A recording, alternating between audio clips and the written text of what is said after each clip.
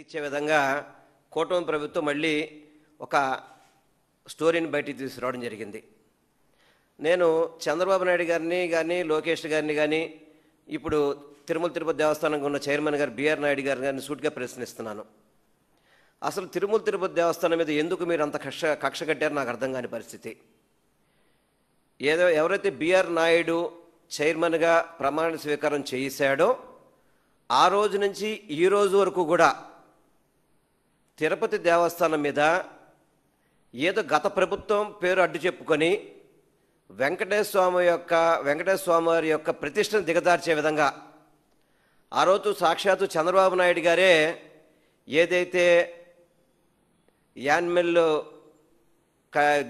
Animal fat కలిసిందని చెప్పిన దాంట్లో ఆ రోజు తెలుగుదేశం పార్టీ మీటింగ్లో ఇప్పుడు ఒక ముఖ్యమంత్రి అయ్యండి ఏదైనా తిరుమల తిరుపతి దేవస్థానంలో తప్పు జరిగితే ఆ తప్పు మీద యాక్షన్ తీసుకునే స్థితిలో ఉన్న వ్యక్తి తెలుగుదేశం పార్టీ ఆఫీసులో పార్టీ మీటింగ్లో వాళ్ళ ఎమ్మెల్యేల మీటింగ్లో తిరుమల తిరుపతి స్వామి దేవస్థానంలో నెయ్యి గురించి తప్పుడుగా మాట్లాడే విధంగా ప్రయత్నం బిగిన్ చేశాడు.